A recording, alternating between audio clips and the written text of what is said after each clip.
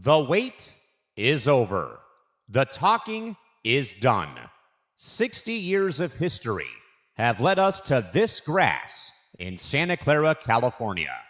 Today, the world stops to watch two titans collide for the ultimate prize.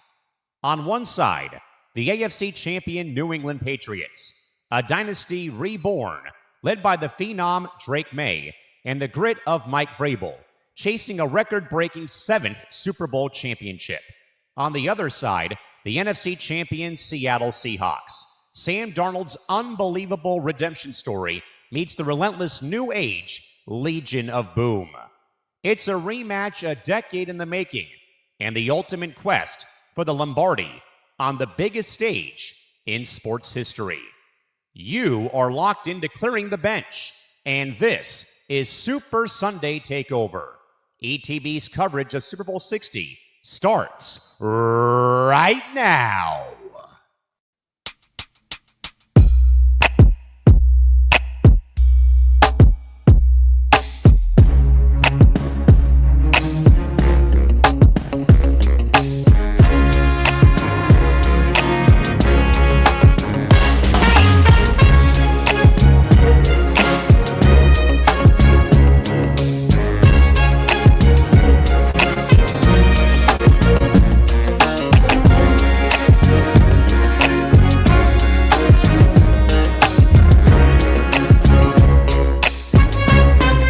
Hello, my friends. Only 2.5 hours until kickoff from Northern California. It is a special hour, bonus edition of Press Row, your front row seat to all things sports media and sports business.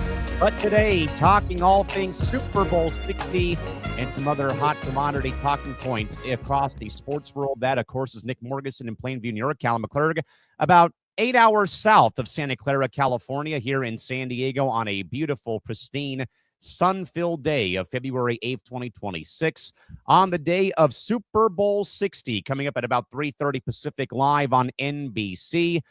You know, Nick, I was thinking about this last night and even this morning, because later today we have a special Benchmarks episode coming out at roughly 3 o'clock Pacific, 6 p.m. Eastern. And obviously, people know that I don't really care for the NFL after the team or the Chargers in the league left my market. But even like today, it felt like you were still waking up on Christmas morning. Even as someone who has not watched the NFL product in 9 years, you still kind of get that feeling of like the buildup to the crescendo of Super Bowl Sunday. You know, the pageantry, the commercials, halftime, the game itself. And even as a disgraced former NFL fan, it's still hard not to like get excited about Super Bowl Sunday, even after not watching the product, though, for as long as I have, though. But Nick, grateful, though, to be a part of the program. Feel very privileged, though, to be able to come on here on Super Bowl Sunday here on ETB and do what we do best with sports business and media as we lead up now, again, about 2.5 hours away now from kickoff from Santa Clara. But good to see you, my man. How we doing today? I'm good. I love Super Bowl Sunday. I know it's not your favorite day of the sports calendar, but it's an interesting day for the sports media scene of things. Like, you always look at what Andrew Marchand and Jimmy Traina and all those guys are going to say, like how the Super Bowl broadcast goes. How many times is Chris Collinsworth going to say, and here's a guy? Or how many times he mentions Pat Mahomes? That too. But you know what? We're going to get into kind of the ridiculousness of 11 hours of Super Bowl coverage, which we're not going to give the whole thing away because you're going to get to hear it at about, 6 p.m. Eastern today? Yeah, in about 2 hours. Literally right before kickoff is scheduled this afternoon. So you'll get to hear the pop-up circumstance of, and it was funny because I said, oh, let's have Callan do it because he doesn't watch football, or NFL football, I should say. Because you know what? He'll be able to give an honest take of it since he doesn't watch it anymore.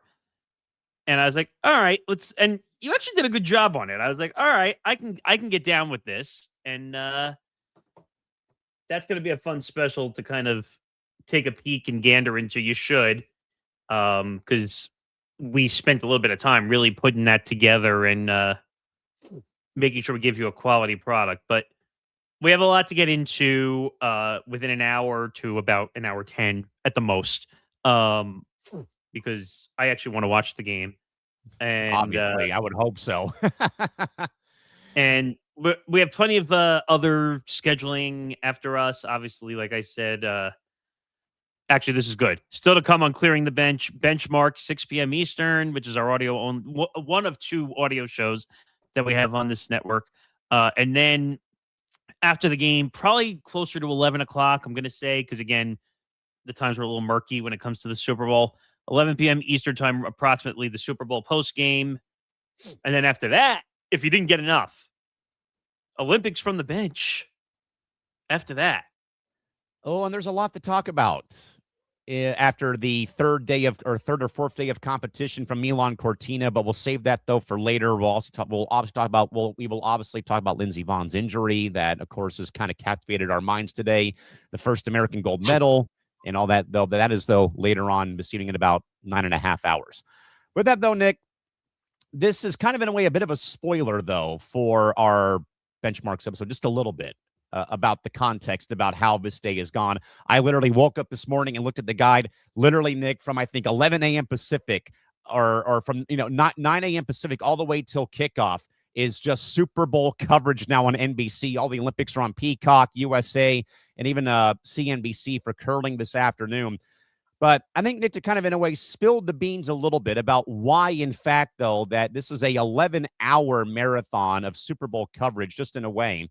We have to go back, though, Nick, to 1978 during Super Bowl 12 because of a rained-out golf tournament's final round where CBS had to improvise a 3-hour pregame to fill the void of there being no golf. And they stretched their programming from 30 minutes or an hour to 3 hours. And it proved, though, that it was so profitable, they have never since looked back. However, though, of course, though, Nick, this year, though, is very much unique. We, of course, have the Olympic Games going on, which NBC has the rights to both the Olympics and this year's Super Bowl. So the marathon is serving as a cross-promotional engine for both of the games, the big game tonight, and, of course, also the Olympics. Coverage has been going, Nick, since 4 a.m. Pacific time, 7 a.m. your time, because the Olympic Games, before it shifted to the road to the Super Bowl at high noon, 9 a.m. Pacific. For those who are also curious, a 30-second commercial spot during the first few hours of pregame cost about $100,000. That, though, climbs exponentially to nearly $3 million in the final hour before the kickoff of the game. And then by going to the 11 full hours, the network creates a massive low-entry ad inventory for brands that can afford the $7.5 million in-game commercial spots. So, I mean, that would be basically Budweiser, Bud Light, car dealerships. Obviously, Nick, movie trailers are ones that I always watch out for. Last year was Marvel. This year it might be Star Wars and Marvel advertising. I'm going to assume Avengers Doomsday becomes the very big Marvel product that will be advertised. But also, Mike Tirico is going to call the game from Santa Clara, then jump right into primetime hosting from Levi Stadium at approximately 7:45 p.m. Pacific, 10:45 p.m. Eastern.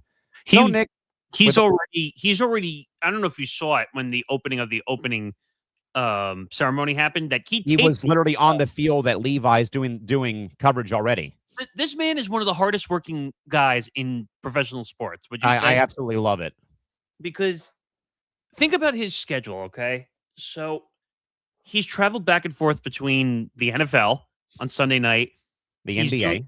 He's the number one, I think, technically for the NBA on NBC. Is he doing anything else? He does golf on Sirius XM. Golf. I think he does. I think he also does horse racing for NBC, right? Does he do any college coverage for them? I don't think he does any college anymore. But either way, he's NBC's guy, man. I love it. I mean, when you make $6 to $7 million a year, they're going to take you dry until you can't move anymore, right? Yeah. So with that in mind, though, Nick, is the 11-hour pregame show actually serving the football fan, or has it become a content landfill designed solely to bridge the gap this year, at least, between both Olympic viewership and, of course, the ever almighty NFL dollar? This is not for the fans. Give me a break.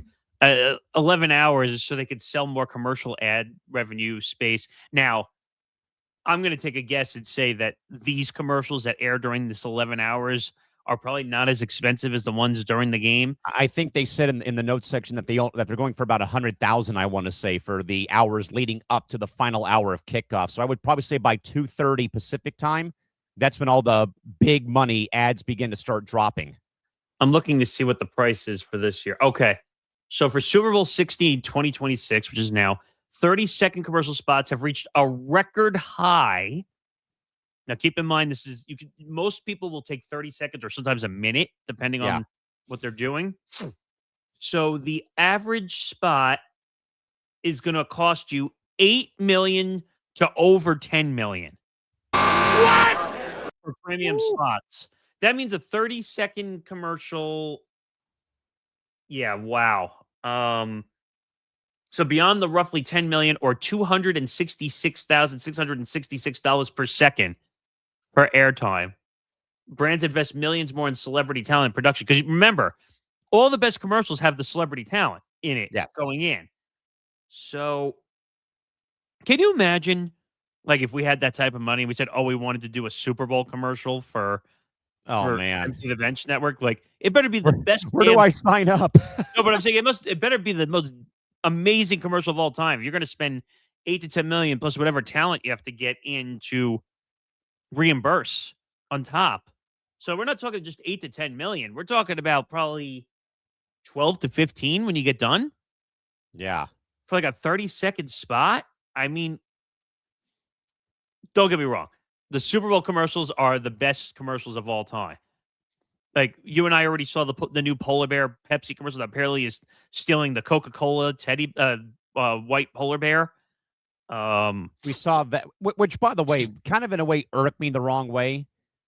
They're spoiling all the fun. Now, thankfully, Budweiser has kind of kept theirs under wraps, though it has leaked. But it already leaked, though, about it's for America's 250th birthday, and I think Budweiser's 150th anniversary, and it's set to Free Bird by Leonard Skinner. I mean, that was great. Don't get me wrong. But I do agree that it's a little weird that they're spoiling some of the commercials before they come out. Like, I guarantee you're going to see a Doritos commercial because you see that every single year. You'll see plenty of beer ads. You'll see plenty of DraftKings and FanDuel ads. You'll probably see Kevin Hart and LeBron James for DraftKings more than you can probably count. So, Nick, what they're saying here, with ad slots reportedly hitting $8 million for 30 seconds, brands went all in on celebrity star power and viral gimmicks. The biggest and most talked about commercials from the Super Bowl will include the following. By category, the most popular and emotional is the Budweiser American Icon. Widely cited as the night's big winner, Budweiser returned to its roots for its 150th anniversary. The plot, to spoil it, because it got spoiled by CBS earlier this week.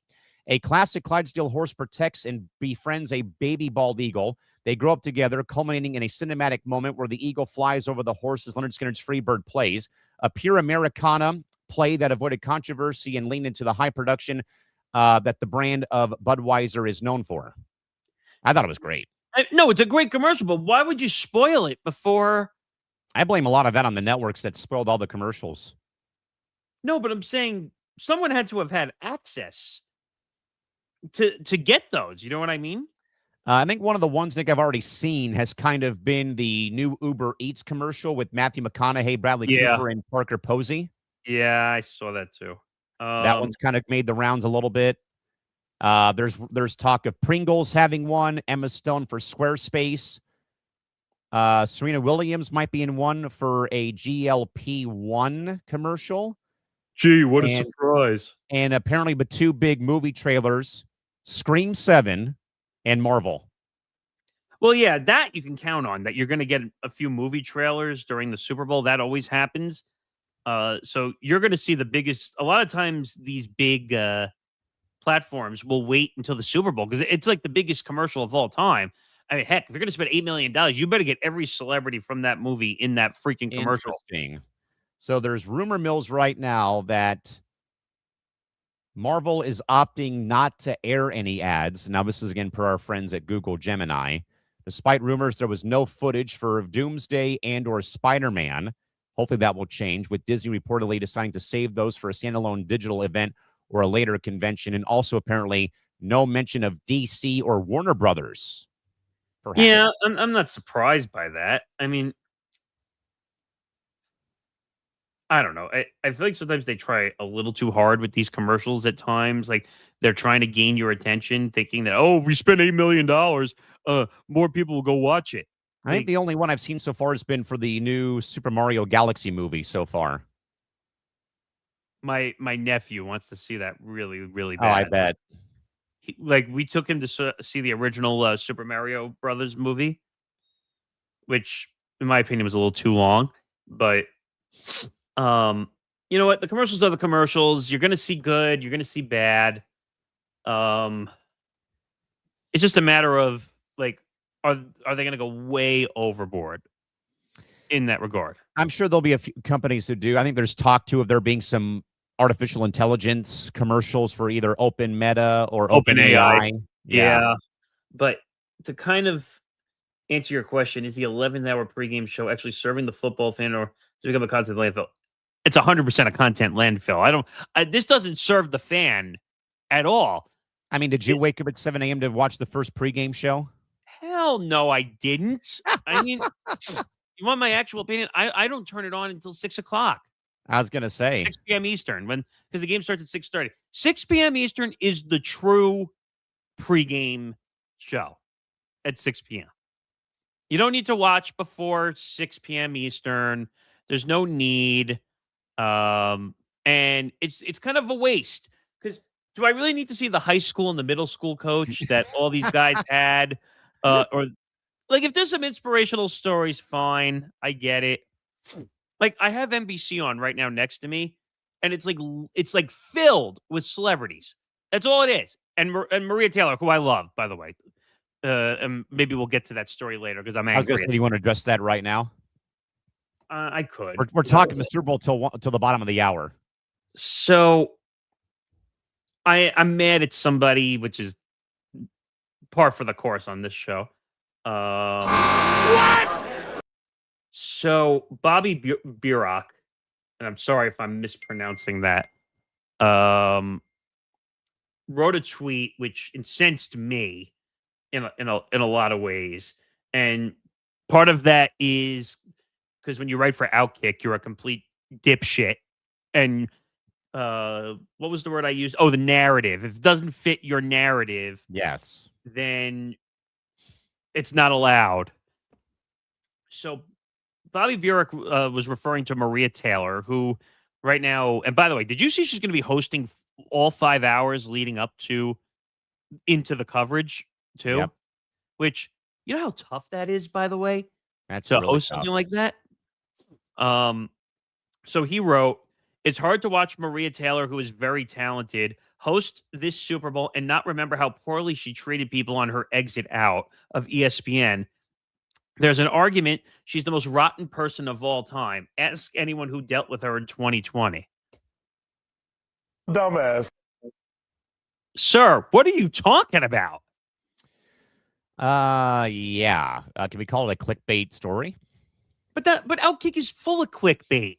Like, Outkick doesn't serve the human interest, as they used to say in journalism and media or digital media now. Yeah, not even close. I responded back to it because I thought it was a ridiculous tweet. And I said, this is literally the dumbest tweet of all time. I guess it doesn't matter to you that Rachel Nichols was a jerk and racially profiled Maria Taylor at all. Yeah. Like, hey, Bobby, did you forget that Rachel Nichols had a video get leaked saying that she was pissed off that Maria Taylor got to host the NBA Finals over you because it was a diversity move? Well, that and maybe the rumors of the affair she was having with Jimmy Butler. Which, again, allegedly, because there's still no Yes. proof of it, but we've seen people willing to do anything they have to get the insider information, right? I mean, but Correct. it's such a, I don't know, what's the word? It's an excuse. Boneless tweet. Yeah. Like, boneheaded tweet. because Bobby, you're not going to take into account that she got mentally destroyed basically over over something that wasn't supposed to leak. It wasn't supposed to leak. One of Rachel Nichols' colleagues, who apparently did not like her, Yeah. apparently leaked the video. But still, it doesn't mean that Maria Taylor is a bad person. She left because she didn't want to deal with the toxicity anymore at ESPN. And that's kind of where ESPN has gone, Sally, over these last several years. And by the way, I think Maria's doing more at NBC than she would have ever been doing at ESPN anyway.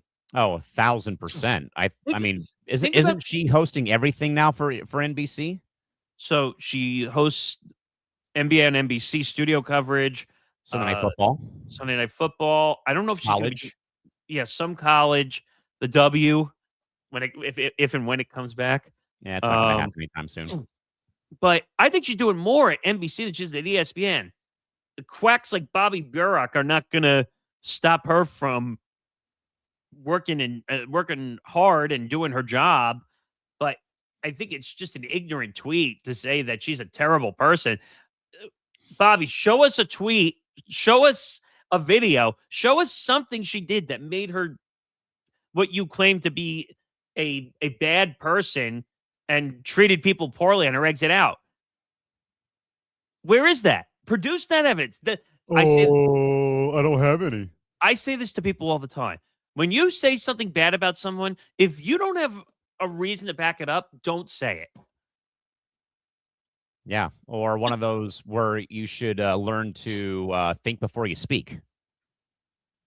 I told you, I had a colleague who used to be on our network here. They used to say, think before, or watch what you tweet. Yeah. Well, I mean, when you write stupid shit like this, which has been seen now 75,000 times since about 10 to 2 Eastern, it's just, I mean, you're going to tell me that she's worse than Ryan Clark? And Ryan Clark is still at ESPN? Oh, I mean, the Ryan Clark thing for me, though, really ticked me off when how he tried to jump over that table on Get Up to tackle Peter Schrager. Schrager's first day on the job at ESPN after the NFL Network deal had begun to be put into place. Yeah, and I don't know. Outkick I've never liked. I never will like. I don't like Clay Travis. Clay Travis is a quack in every way, shape, or form. Right. And he I don't know if you see it most of the time on social media. He's constantly digging at ESPN, constantly when he writes bingo. Yeah, and Bobby Burek is going to say that Maria Taylor is a terrible person when Ryan Clark still stands to have a job at ESPN. He should ask Drew Brees what it was like working with her at NBC. That's a fair point. Very fair point. But I don't know. That rubbed me the wrong way because that's making a judgment without even knowing what's going on. Seriously. Yeah, I don't get it either. I mean, Maria Taylor did nothing wrong. It was other people that were doing things kind of behind her back in a roundabout way, and she kind of, in a way, got kicked to the curb for absolutely no bleeping reason. I mean, doesn't this feel very Jason Whitlock to you? A little bit. Could not agree more. Like, Jason Whitlock will just spew shit out of his mouth and say things just to get views. Why do you think he always goes after Stephen A all the time? And I'm not defending Stephen A, but I'm just making a point that why do you think he calls out Stephen A? Because he knows it's going to get clicked. Yep. Oh, let's call out Maria Taylor. She's a strong, successful, and don't take this the wrong way when I say it, strong, successful black woman in sports, in the sports industry, which you agree with me, that's a tough feat in this business. Is. Could not I want to agree make more. sure I say that clearly because people will misconstrue it when I say it. But very successful, tough situation. How often do you see someone like her being successful in this industry? You don't. Especially with the fact that she began at the bottom as a sideline reporter for ESPN and worked her way to where she's at now. I think she was on the side networks at ESPN, like SEC Network and ACC Network and all that stuff. To go from there to where she is now, where she's got prominent hosting positions, like,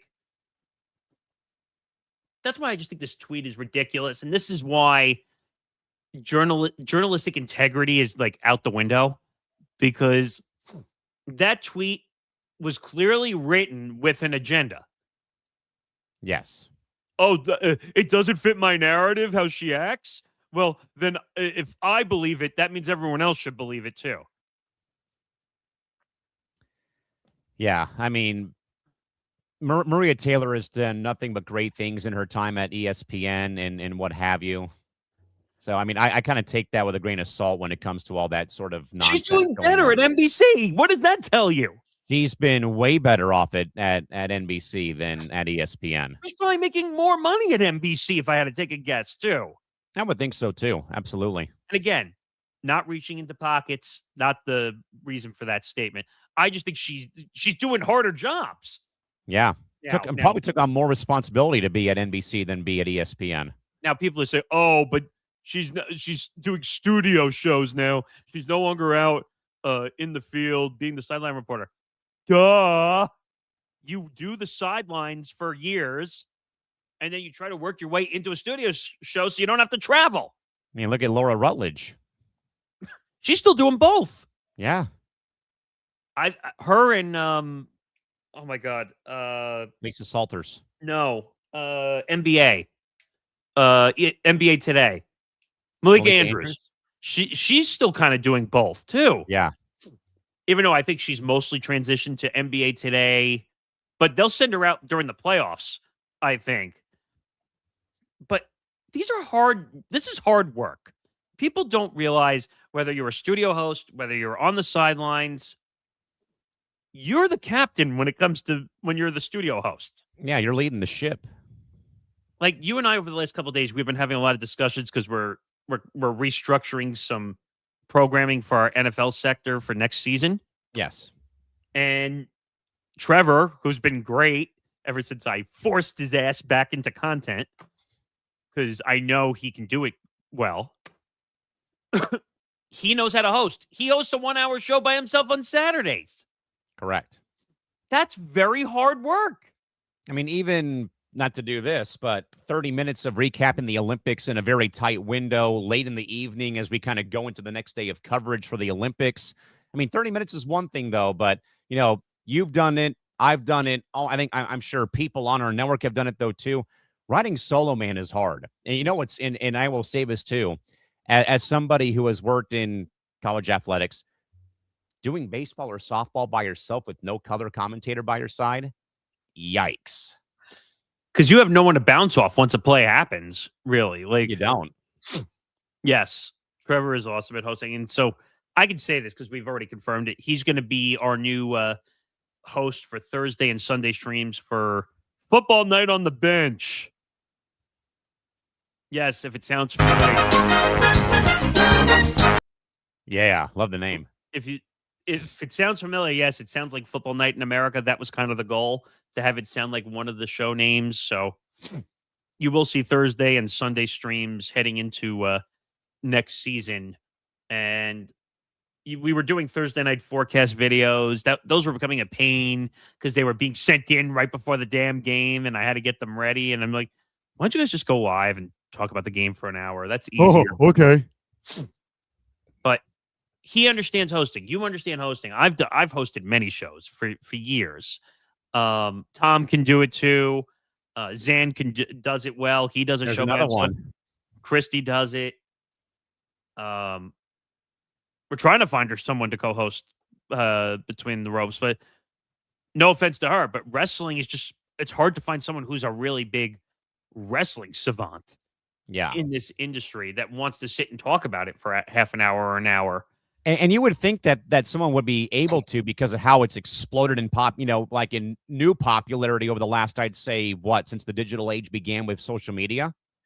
Yeah. I mean, you can throw UFC in there, which I would say UFC is probably the biggest digital asset right now. 1,000%. Between Zan and Jack and Tom, we're good there. So, like, I think that's the biggest digital asset because it plays well for clips, except for that stupid thing I saw the other day, this new combat sport where they're running into each other or trying to knock each other over. Did you see that? No, what the hell? And like now it's being scrutinized. It's like a new combat sport where like two people. You know, like the jousting, like where you run Yes. through each other and you have Yes. to knock the other person. This is literally, instead of knocking each other off on the side, this is literally like two trucks colliding, and whoever falls over and whatever win. The winner that doesn't fall over. Like, how is that not a lawsuit waiting to happen? Exactly. Like, I don't know, but hosting is hard. Okay, I want people to understand that even with music shows on the radio, it's hard because I used to do a 3-hour show by myself once a week in college radio, and I planned everything from the pop culture stories to the top 40 music. I did a countdown in the second hour off the Billboard, which I would curate through.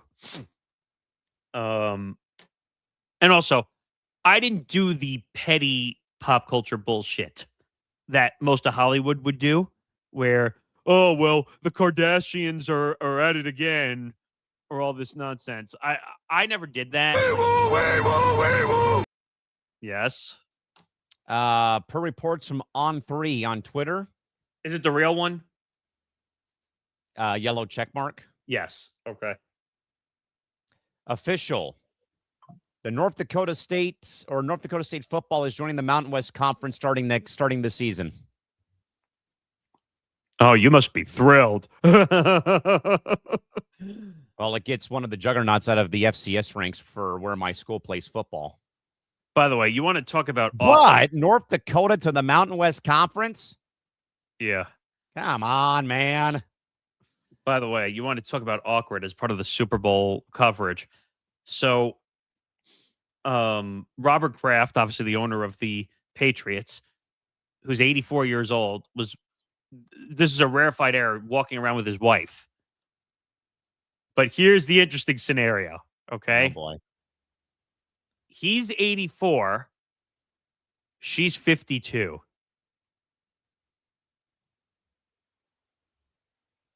My math states that that's a 32-year difference. Sheesh. And here we talk about Belichick and Jordan.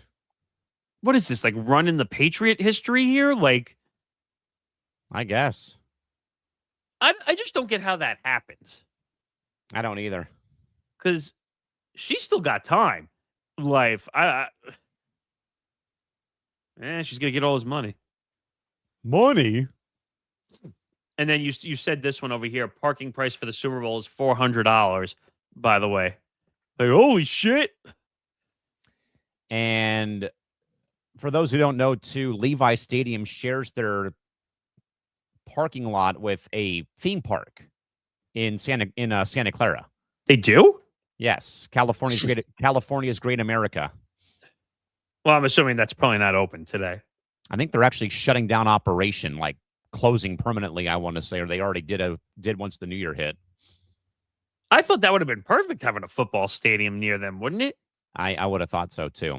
All right, Nick, let's go from all things football quickly to some other hot stories around the sports world.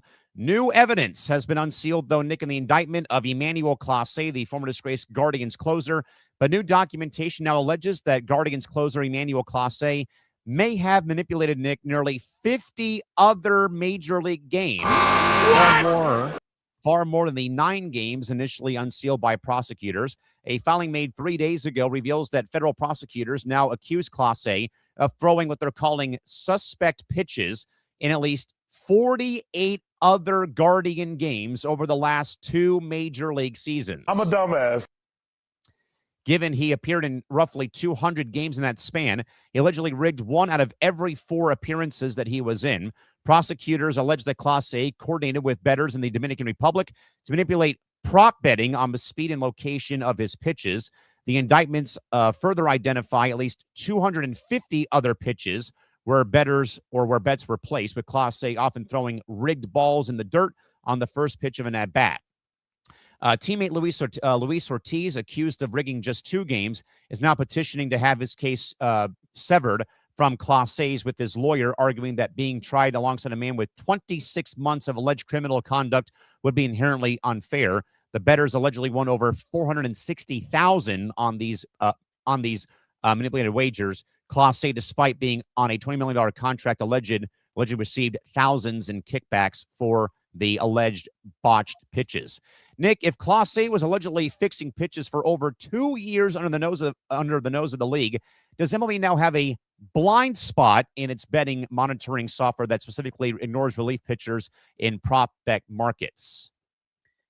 And we could technically add another story to this show too, because this falls under the category of Giannis now having The role with Polymar or Cauchy. He's an actual investor now and owns a market share in Cauchy. Which, by the way, the timing of that though was impeccable. An hour after the NBA trade deadline passed. Oh, I said that to DMart last night on Lounge, that you're telling me after he finally said, I'm staying here, there was a market up for whether Giannis was going to leave. And there was a lot of money on it. And then all that, you're telling me that he had no idea that was up there. And then it gets announced afterwards that he owns under, because the rule is in the NBA that for gambling stuff, and this should not be allowed. I agree. But apparently you're allowed to own under 1% of any gambling venture. So does he have like 0.99% of Cauchy? It doesn't say what, it just says under 1%. But by rule, and this is a dopey rule by the NBA after what we just had happen with an NBA gambling scandal, that you're going to allow a player to own investor share in a prediction market. And by the way, and I can give two shits because Novik screwed us, so I'll say every bad thing in the book about them now. But they used to get mad at me, if you remember, because I accidentally would say betting or gambling. And what was do you remember what they told me I was supposed to say? It had to be plays. Yes. Okay, but that's not describing the action that you're doing. You could say, I'm making a play on the horses. Yeah. Does that really mean you're betting? I'm making a play on the Seahawks -4.5 to beat New England. Hey, for Cal, example. by the way. Oh, no, there's two Cals here. Oh, God. But the reason I bring that up is because it has to do with this slightly, too. Because if you're going to allow players to have the ability to own, even though it's under 1%, which is minuscule in the look of things, how do you stop things like this incident with Emmanuel Clase, who was making, well, he wasn't making the bets. He was just, I guess, in tune with whoever was making the bets. And you could say the same thing about Chauncey Billups. Now, he was coaching when it was happening. Coaching. It's different than playing the game. Absolutely. A little different. Well, Terry Rozier, Jonte Porter, for example, Clase, Luis Ortiz. This is going to be a problem until they put a rule in place. And I'm not talking about just baseball or the NBA. This needs to be a blanket rule across professional sports that you are not allowed to do any gambling whatsoever. Screw the NFL. This is the one time I'm going to say screw the NFL when it comes to welcome to the dark side. So their rules with gambling. Well, do you know what their rules are with gambling? Because when I tell you, you're going to think they're effed up. Yeah, it's been 9 years. Can you refresh my memory? You are allowed to gamble in any sport except the NFL. And I think when we talked to Brad Evans of BetMGM, he said if he was commissioner for a day, 3 strikes you're out. You can wager as long as it's not on your sport or your team. But why even take that risk? Remember when the whole thing broke and we had to change our whole episode to talk about? Well, we had that, and then we had the other sidebar, Nick, which was the college basketball point shaving scandal involving all these 12 different, not big name colleges. By the way, the timing was impeccable on that too. When the NBA scandal broke, that they approved college players at the time to go gamble. Then they had like a 30-day restraining order put on it. Then they allowed it to go full speed ahead, I think. No, then they pulled it back, knowing what happened. Pulled it back again, yes. But this needs to stop. No more. And I'm sure people are going to get mad at me and say I'm gatekeeping against the players. The only one who's going to get upset at you is DiMartino. That's it. But, and him and I discussed it last night, actually, on the show. and my opinion has not changed still, that if you're a professional athlete, no gambling. I Yeah. don't care. I don't care if it's another sport. Because, and I said like LeBron doing DraftKings commercials with Kevin Hart. And I get it because technically he's not promoting NBA bets.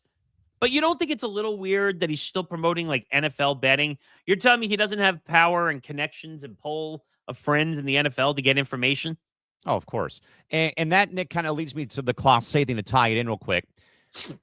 Because I want to kind of veer off and take the take the fork in the road or go around the roundabout.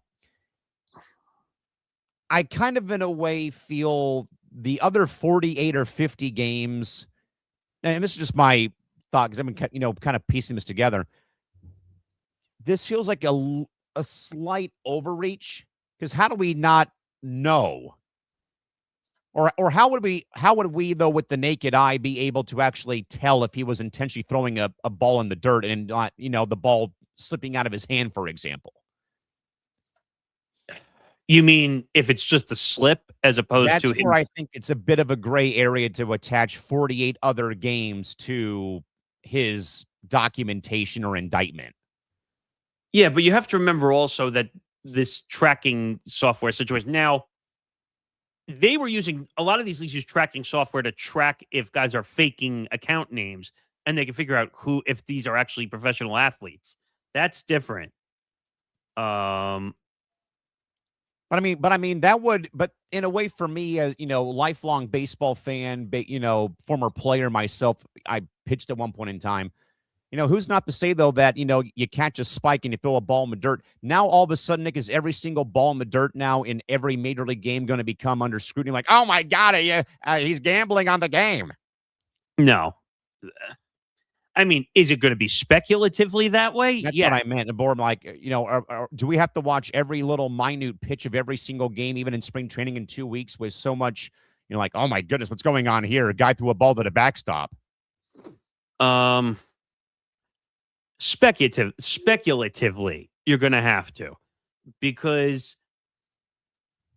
everyone's going to assume the worst now. Like when we see bad calls in the NBA and the WNBA, If we see Alex Kemp make a bad call in about an hour and a half plus time, it's going to come under fire.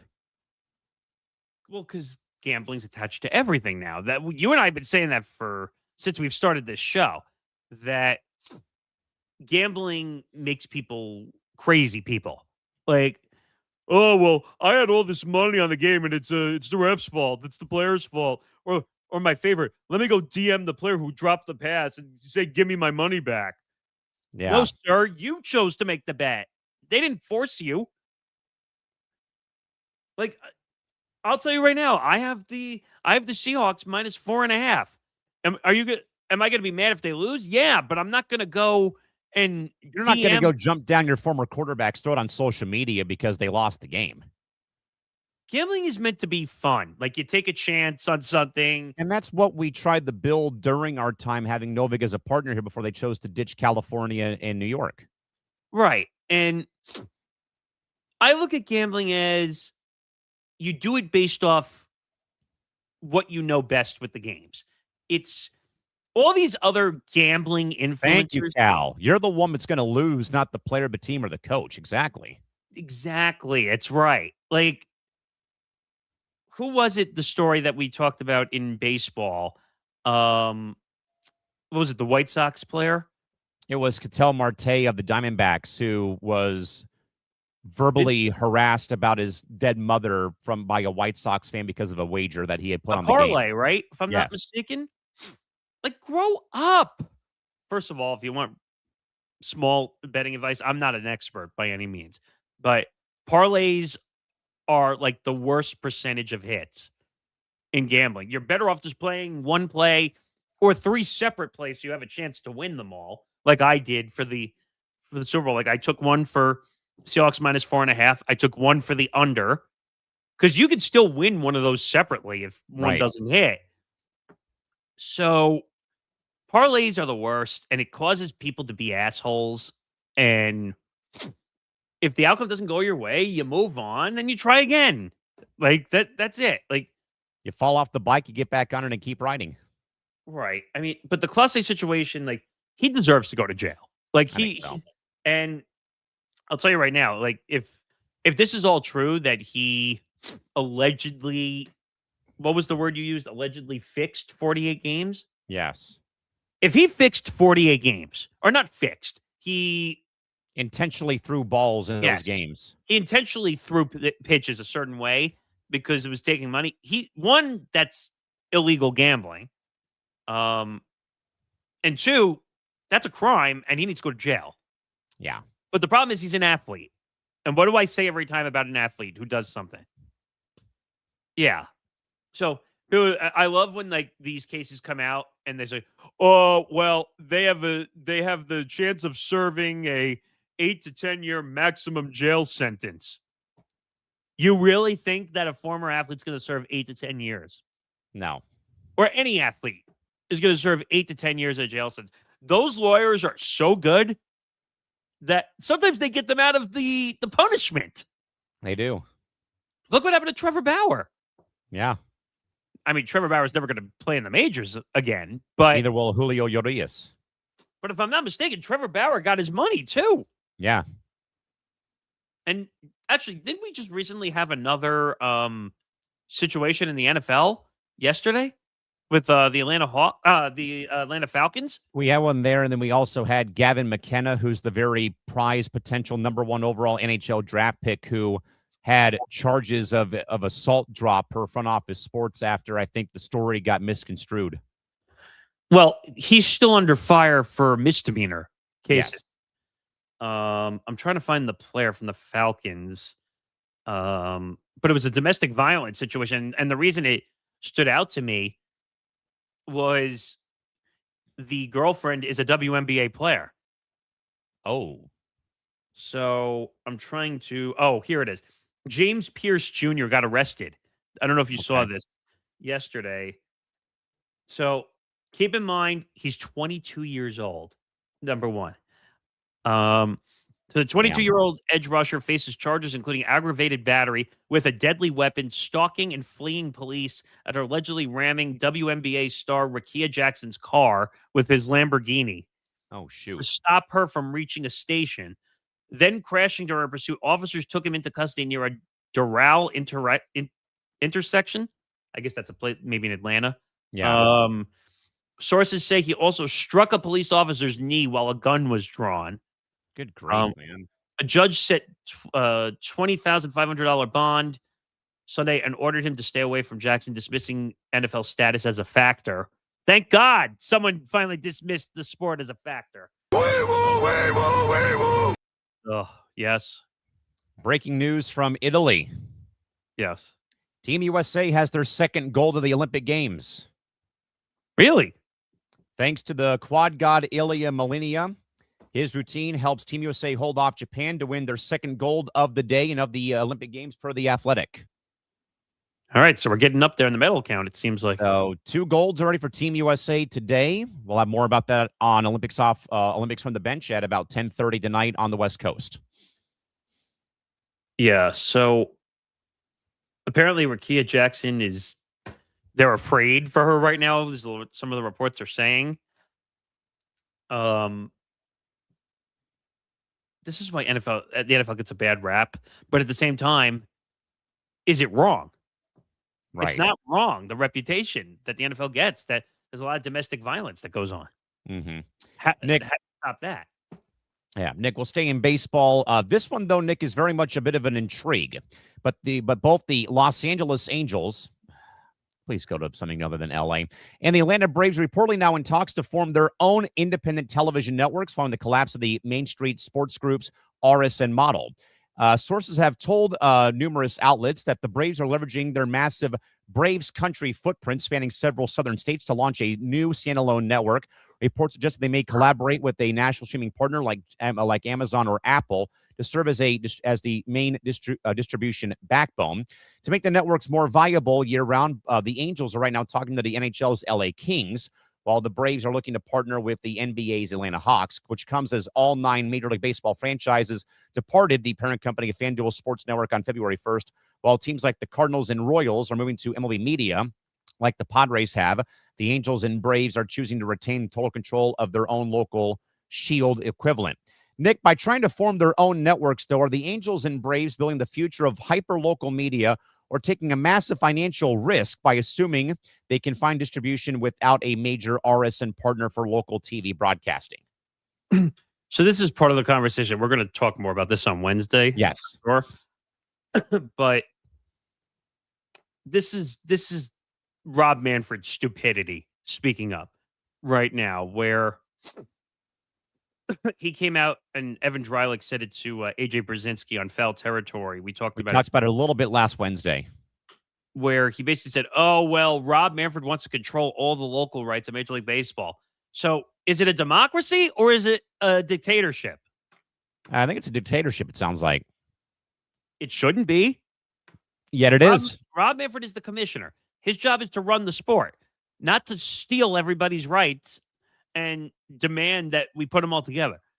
The Yankees, this is gonna sound like a broken record, but Yankees, Dodgers, Red Sox, Mets, Cubs, Phillies. You really think they're gonna give up their RSNs? No. Especially because the team owns them too, for the most part. Yes. This is ridiculous.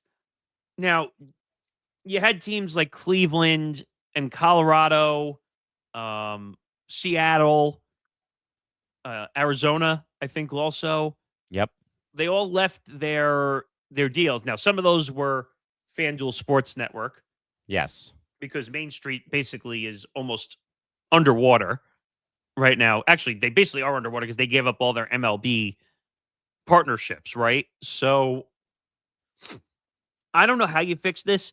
People think, and this is a perception that we need to talk about too. People think, well, if you're not on a network anymore, just go make your own network and go make your own thing.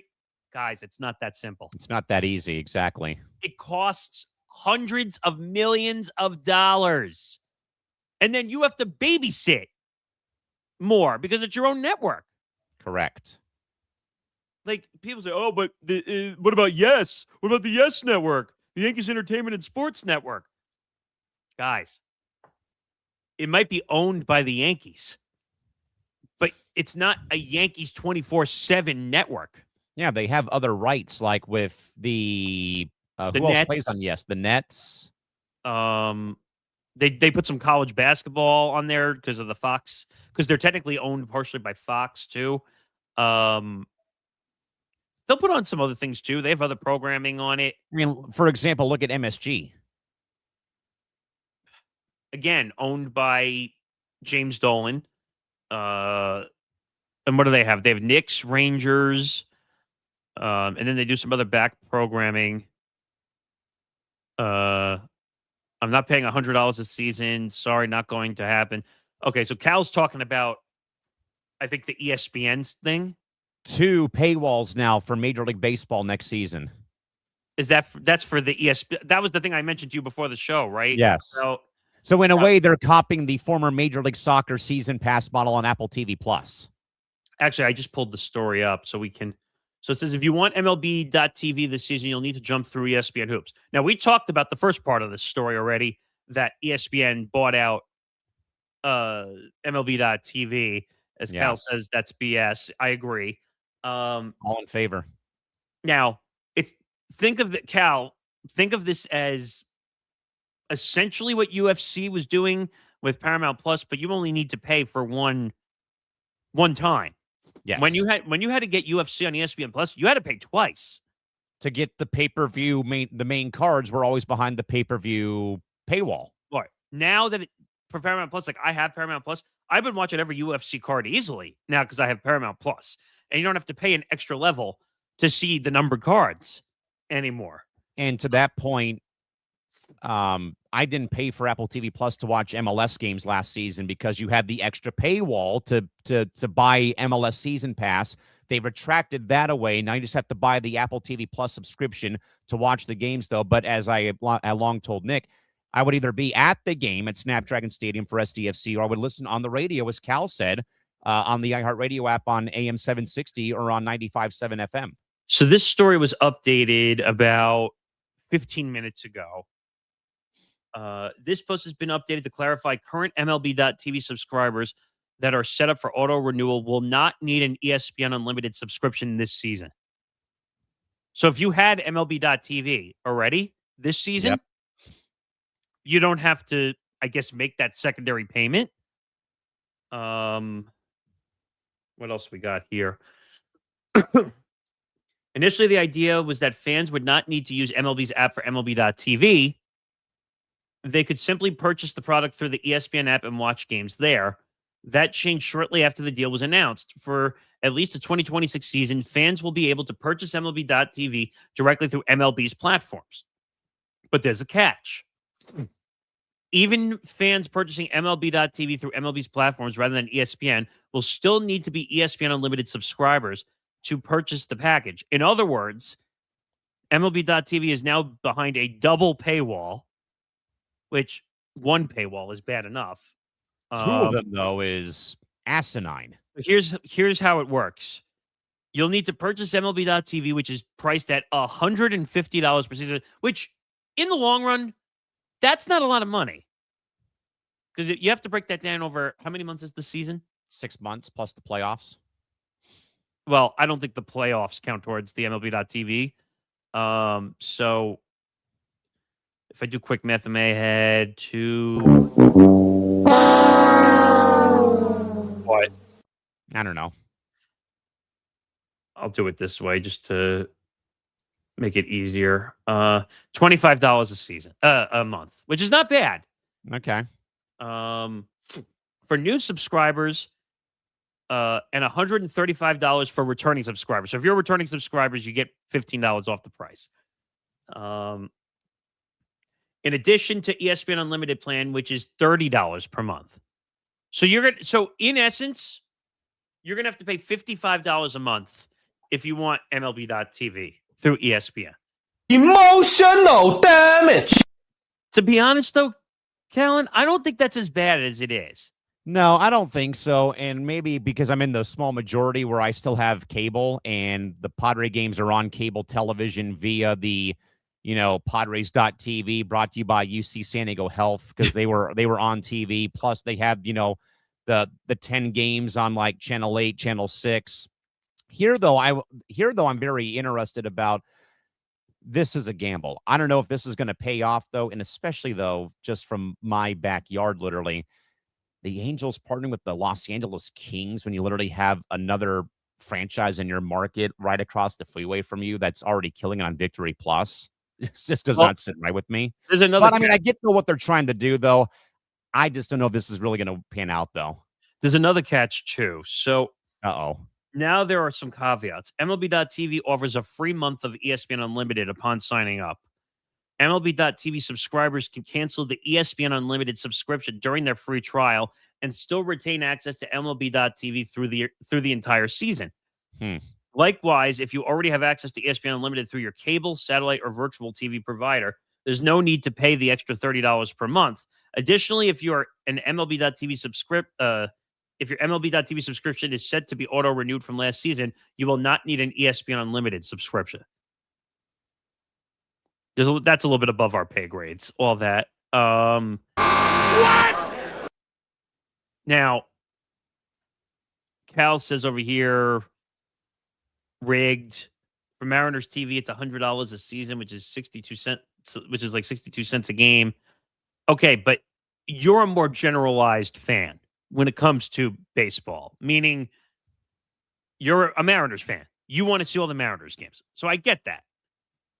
But for baseball, I think people want to see as many games as they can if you're a baseball fan. So $55 a month is really not expensive compared to sort of like, say you're just an MLB fan and that's what you want to watch. Cal, I hate to say this, but pay the $55 if you're a baseball fan, because as long as you don't need Prime Video or ESPN Plus, Peacock, you're not with. Now I know Cal's an NFL fan, so he probably has some of those other platforms that you need to watch the NFL. But say you're just an MLB fan and that's it, Paying $55 a month is really not horrible. And you're getting all the games on top of it. So it's a matter of give and take. What you want to pay, what you value. And you got to think of this model now with streaming as kind of like a la carte Yes. a little bit, where you go up to the buffet line and say, oh, I want this food, this food. I don't want this food. I hate this food, so I'm not getting this. What is this? National executives also? What do you mean, Cal? National exclusive games is what he means. Oh, exclusives. Okay. So Fox, NBC. Well, those you can watch on TV if you have TV. If you still have cable or YouTube TV. Now, I have YouTube TV, but I can't watch the S Network because the S Network does not come on YouTube TV. Wow. They get SNY, but they don't get the S Network. I'm not a Mets fan, damn it. But you're a Brooklyn Nets fan. Well, yeah. The NBA is different, though, because now you have 7 days of national games regardless. Yes. But by the way, I did see the breakdown for Yes, for those that are wondering. The Yankees own 26% of Yes Network.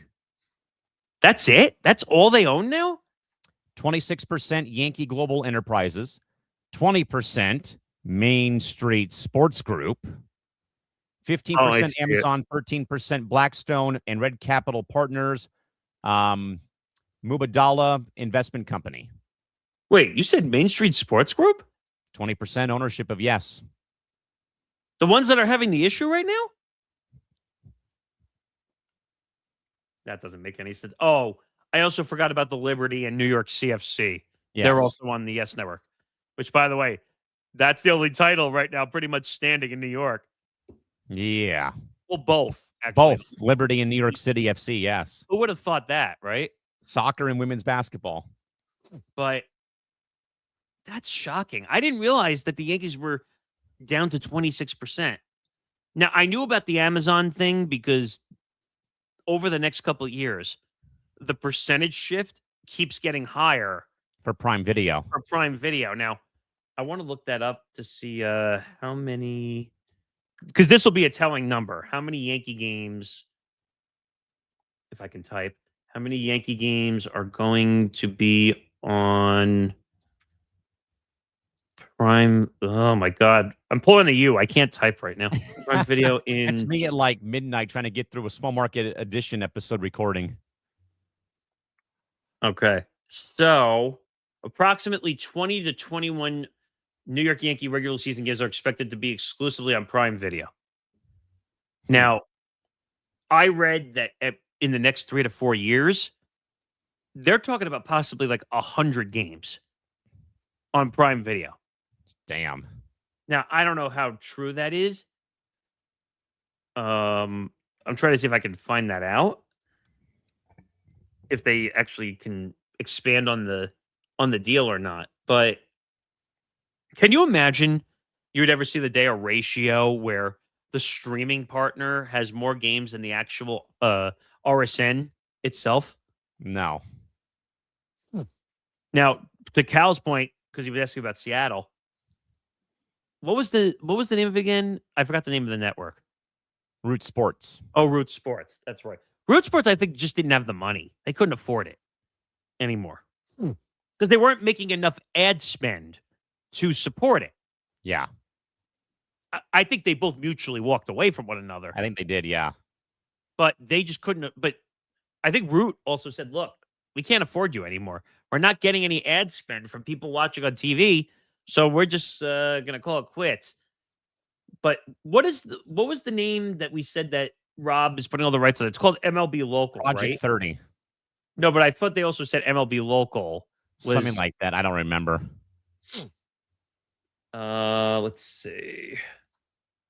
MLB Commissioner Rob Manfred aggressively restructuring local media rights, aiming to control all 30-team broadcasts by 2028. Good luck with that. Again, New York, L.A., Philadelphia, Chicago. Boston. You really think they're going to do that? No.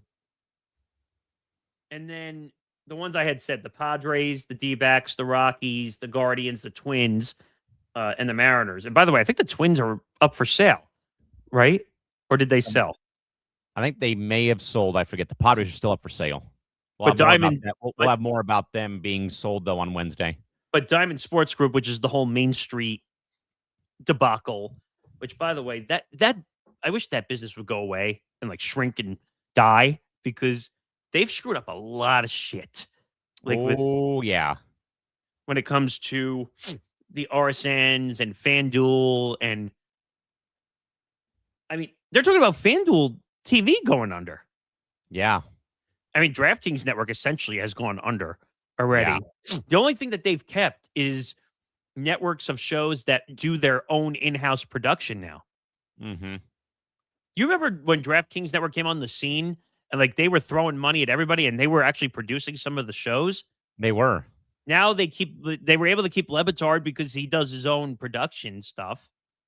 They kept very few things under the DraftKings Network umbrella, as long as they don't have to produce the content. FanDuel, I don't know as much, so I don't know. But this is a problem, and I just don't know how they're going to fix it. Yeah, I don't either at this rate. With that in mind, Nick, one last story for the day, though, over in college athletics. Looking at some data, Nick, involving the NCAA versus the state courtroom. But with that in mind, though, Nick, while the NCAA has won the majority of eligibility cases in federal court within the last 2 years, 26 out of 47, athletes, though, have had a better rate, though, in state courts at 60%. Just this week, Tennessee quarterback Joey Aguilar won a 15-day restraining order in a Knox County court to secure his eligibility for the 2026 season. Federal judges often defer to institutions like the NCAA to avoid micromanaging sports. In contrast, state judges, who are often local and less bound by antitrust precedent, are focusing on individual harm and breach of contract. Nick, if the state courtrooms continue to dismantle the NCAA eligibility rules case by case, is the national governing power of the NCAA effectively dead, replaced by a patchwork of 50 different legal standards across the country? This all goes back to the NIL nonsense again that we're talking about. I mean, you're welcome, Cal. Well, maybe we'll see you later when we do the post-game show stuff. This falls the same thing as Trinidad Chambliss, who, by the way, finally got rejected for another year of eligibility. And thank God, because that would have set the most ridiculous precedent of all time. I'm going to say this to you, and I think I said this to you last night and a few nights. Screw the NIL. I'm done with it. I'm hand up. Originally, I was for it because I said the players. Originally, the reason the NIL came out was because of the video game. That's why the NIL came out. Anyone who says it was just because the players started a cult or whatever and said we're going to go after the NCAA, that's wrong. It's wrong. The NCAA was using all their names in games, and they said, and the players were like, how come I don't get to benefit from my own name being in a video game? That was wrong. I will give that to them. And then they went through a couple of years where they had to like blank out all the players' names in the games. I don't know if you remember that or not, but yeah, vaguely. And then it became a whole thing. All right, now we got to allow name, image, likeness. Go out, get your deal with Popeyes or Nike or NASCAR. I saw a few of those actually. WWE I saw also. And now it's gotten out of control. It's completely out of control. These guys are trying to leave deals that they signed to go to another team 1 year into like a 2-year deal, which can we just admit it's free agency? Because that's what it is. Yeah. I mean, we might as well at this rate, Nick. And yeah, I mean, we are in the wild, wild west, as I think we've heard a lot of the college basketball coaches, which we'll talk more about on Wednesday. We did see video that Charles Diabaco, the embattled Alabama star, was serenaded with G League dropout chants at the last game over the past weekend. Yeah, I mean, I at this rate, Nick, I think it's more than likely that, I mean, sadly, it's going to be here to stay, but there's going to be no right way to legalize it, put a cap on it, what have you, especially if that settlement ever finally gets taken care of. I mean, and when you look at that situation and you say, is this a bad look that a college, I guess you could technically call him a pro because he got drafted. Like, I'm going to take advantage of the system and I'm going to go back and play college basketball. And by the way, and usually I don't say this because it's not nice, but like he kind of deserves to be booed. Yeah. And I think any of the players who defected to the G League deserve to be booed. And I would not say that as someone who works in college athletics, though. But like I said, though, Nick, I saw this firsthand when USD played Santa Clara with Sherry Darlin, who was a former member of the NBA's Delaware Bluecoats, who I'm like, son, you shouldn't be here. Like, you should be in Delaware playing in the NBA G League, trying to make it to the 76ers roster, finding a deal somewhere else in the G League, not beating or not taking advantage of the broken system that it is right now to make a few extra bucks. And that's the problem. Like when you saw the Trinidad Chambliss case, like he was trying to take advantage of loopholes, which we're going to line back. And the judge was an idiot, by the way, saying, "Oh, well, we'll put an injunction in place and you can play until we figure this out." That's not how that works.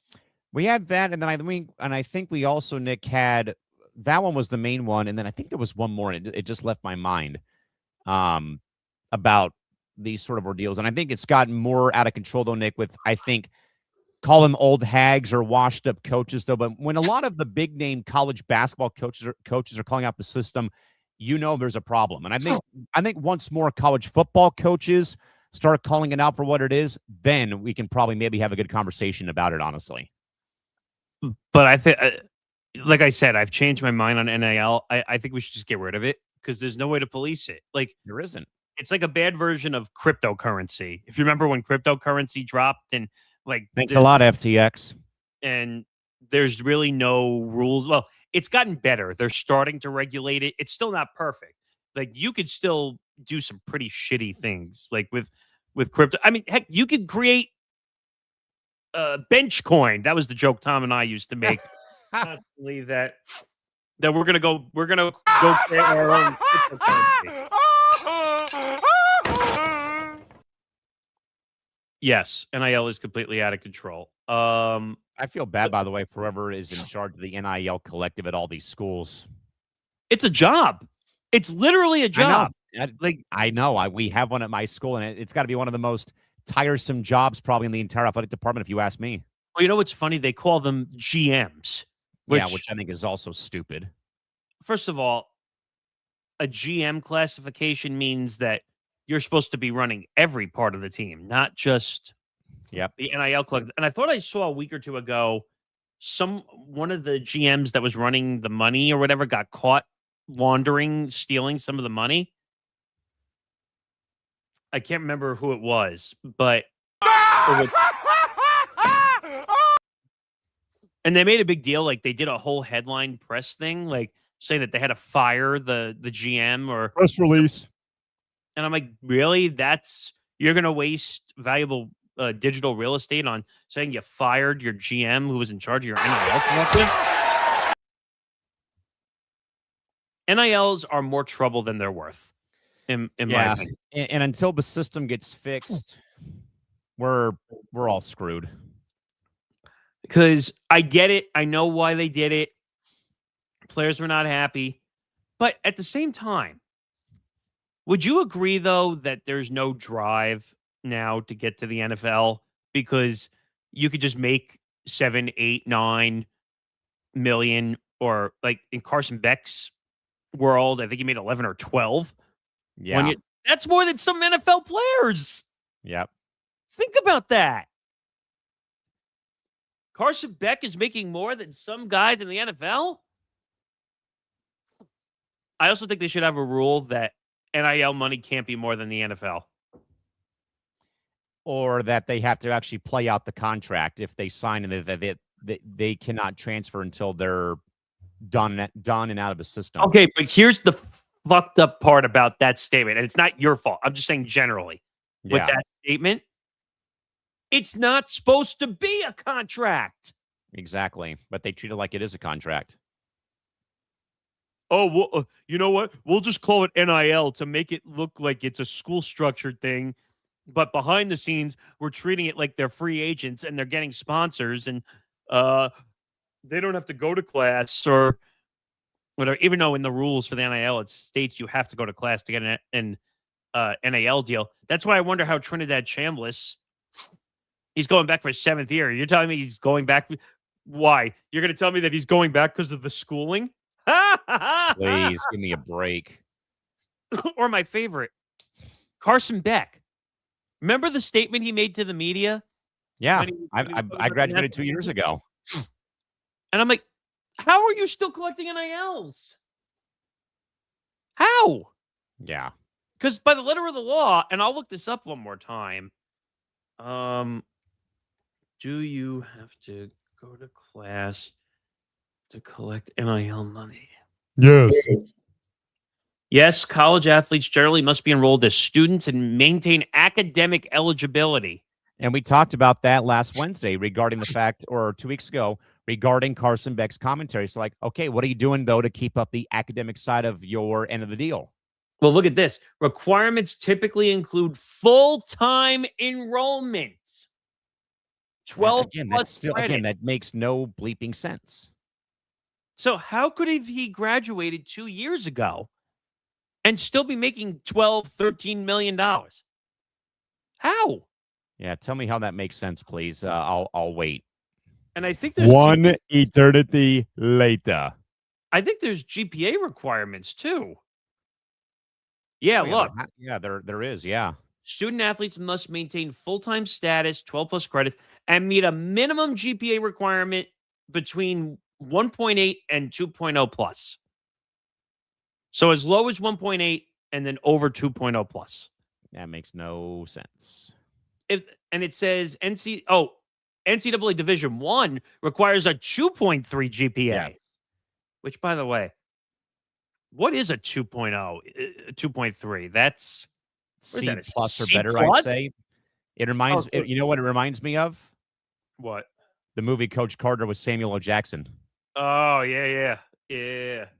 But think about that.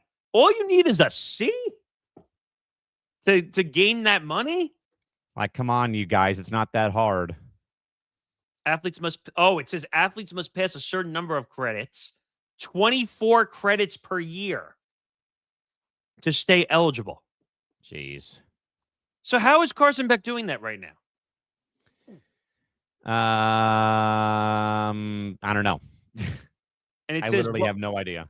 This one makes no sense. While attendance is not legally mandated for NIL, failing to show up can lead to academic ineligibility.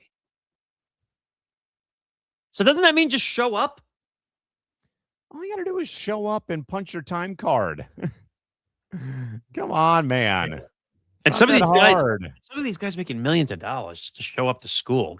Can you imagine, like, say you were back as a baseball athlete, still cool, and someone said to you, "All right, NIL, $5 million. All you have to do is show up and get approximately a 2.5 GPA." Oh, okay. Where do I sign up? And that's my point. Like, if you can't maintain a 2.3, which What are you doing with your life, man? I'm assuming that's a C minus, I think, like GPA. Gotta be. Yeah. I don't know. It's a ridiculous thing, and I don't know. But we'll see what happens. Before we go, official picks for the game since I have it. Do we have a Super Bowl banner or no? No. Oh, we don't. All right. So I don't know if has the line moved. Let me check that very quickly before we get out of here. If I can open my app and it doesn't give me a hard time. There we go.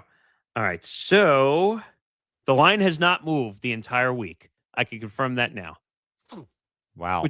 Which is not abnormal. Seahawks -4.5. Over under 45.5.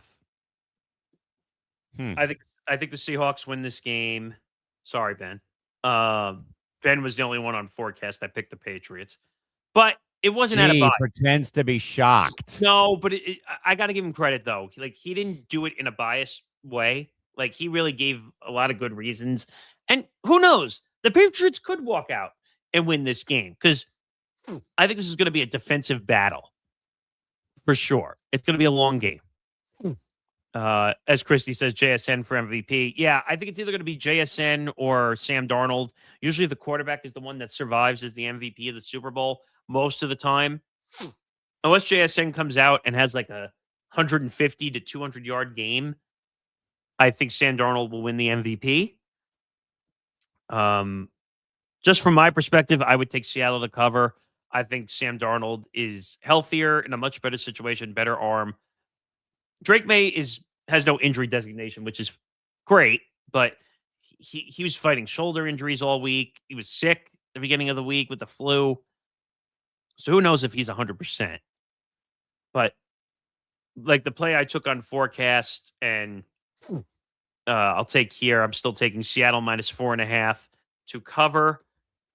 I would take the under 45.5. I just don't think 46 points is going to get scored in this game. You have the number 1 defense and the number 5 defense going up against one another. So that's kind of how I would look at it. By the way, Breezy Johnson broke her gold medal today after winning her event on the ski slopes today. Oh, she Pete Webered herself. She jumped for joy, and the damn medal came off of the lanyard. Oh, like it didn't actually break. You're saying it just fell off the... It fell off, I guess, like the whatever they use for the to put it onto the lanyard. Yeah, it broke. And legendary former swimmer and figure it out host Summer Sanders even commented, "It will get fixed. Congrats. Welcome to the Broke a Medal Club." Apparently, she broke a medal when she was competing for Team USA back in the Summer Games. And the reason I called it Pete Weber is because I don't know if you ever saw the clip many decades ago. I think when he won the Tournament of the Champions, I think the first time, and we're talking about like the 70s or the 80s, when the trophies were not as solid as they were now. Like he had a trophy where it looks like it's held together, but if you turn it, the top part falls off. So he went to like hold it up, and the top part went off, and it splattered into a million pieces. And they caught it on TV, which was Did she say what Weber said? You God. Mean this? I'm a dumbass. Oh, God.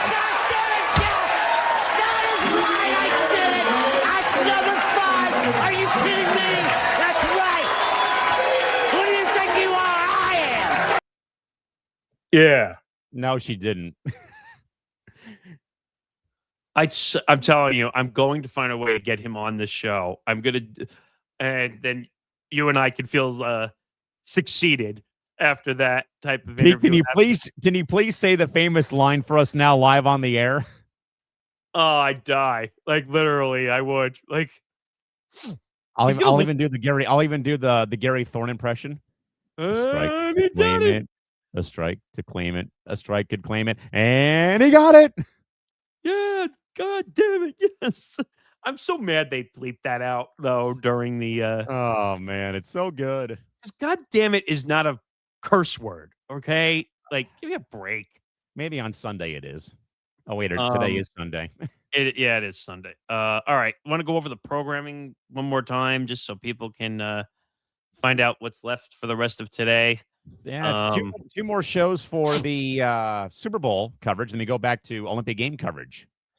Yeah, so benchmarks. What is it? The 11th hour. The 11-hour marathon. 11th hour marathon, which is part of what we discussed in this show, but you're going to get more in depth of the history, how it started, how a golf tournament turned the NFL into 11 hours of endless, annoying pregame coverage, read by yours truly over there, who could care less about football now.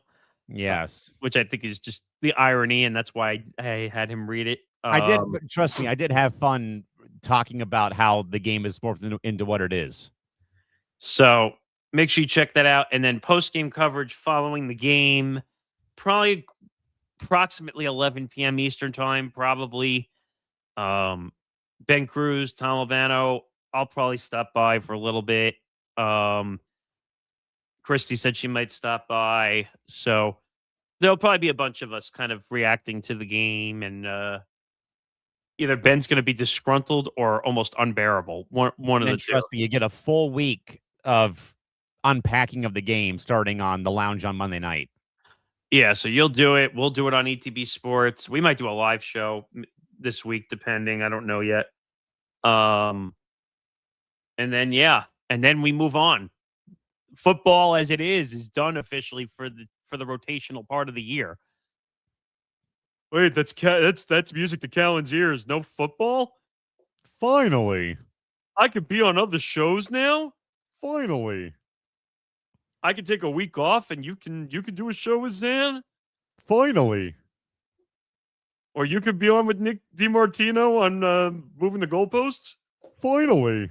If you get a word in. It's true. I want to put him. What was the name of the guy from the FedEx commercial? That he was like he's the fastest talker in history?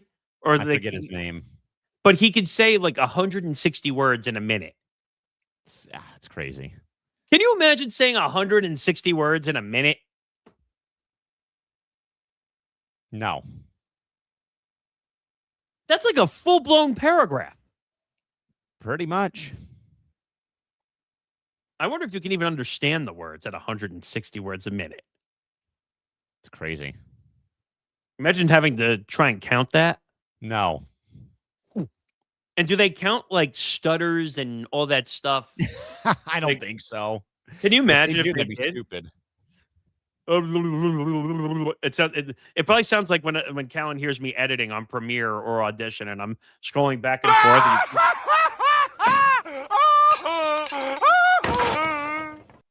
But yeah, I don't know. I don't. Right, but we got all that coming up, and then we move on. The NBA now takes the high road. Some college basketball, baseball is now coming back in the forefront. Are we ready for baseball? I can't believe we're already here. I'm going to work on some baseball guests too. There's some guys that I like Brian Hoke, who covers the Yankees. I've spoken to him before. I've spoken to some Mets guys before. I don't know. Oh, I tried to reach out to Jesse Rogers, but apparently the email I had for him didn't work anymore. So that was a bummer. Yeah. But that'll do it for this episode of Press Row, which is actually good because we're good. Now you have an hour officially to get ready for the game. So make sure you get your food ready. We're having nachos, like dressed up nachos, I like to call it. Burgers, chips and dip, brownies for dessert. Yeah. We still have the cake from my birthday from before. So there's a lot of food. And yes, the one time of the year I'm actually going to have a drink or two while doing something. What? Nick drinks? It's a miracle. Christie's doing pizza. Oh, need wings. That's the winner. Even though we haven't done wings in many years, but you think Buffalo Wild Wings probably does good on the Super Bowl? Oh, I think B-Dubs and any pizza joint does good business on Super Bowl Sunday. What about chains, like national chains? I think so. No, I'm saying which ones. So B-Dubs is one. Domino's, because they sponsor the NFL, probably. Domino's, Papa John's, maybe Pizza Hut. Yeah, Taco Bell. Yeah. Do you think people do that on the Super Bowl? I don't even know. I don't see why not. And then what are some of those other burger places? Oh, Shake Shack, maybe. Shake Shack, maybe. You know what? I'm going to go down the rabbit hole for 2 seconds. National food chains that do well on Super Bowl. All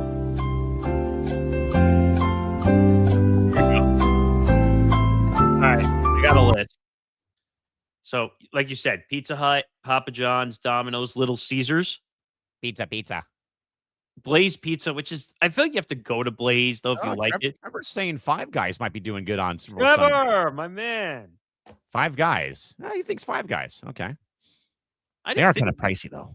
they are a little pricey. Let's see what else. Never heard of Round Table Pizza. Yeah, Round Table Pizza. It's a West Coast. Company. How could I forget these? Well, besides Buffalo, but Wingstop, Yes. Popeyes, Hooters. We're going to Hooters. Hooters. Too bad they're closed. Beef O'Brady's. I don't know what that is. Beef O'Brady's is a southern place, I believe. And then Applebee's. Yeah. But why would you want to go sit out for the Super Bowl? I mean, most of those places you can order out now, but Yeah. Thanks a lot to COVID. Jersey Mike's. Yeah, but why would I want a dressed up sandwich? I want more. What don't you understand about more? More. And then they say for donuts, Krispy Kreme, but Oh, yes. I don't know. Subway? Ew. No. Christy's saying, how about Chili's? I mean, that would fall into the Applebee's category, right? I mean yeah, it's a chain restaurant. Oh, they had up. I found a story on Super Bowl 2026 deals for main food chains. Oh, God. An estimated 80% of U.S. adults are expected to watch Super Bowl 60. I mean, that's not a surprise. Up from 78%. An estimated 121.1 million will host or attend a Super Bowl party. Nope. Over 121 million. While a good number, an estimated 18.2 million, said they plan to watch the game at a bar or restaurant.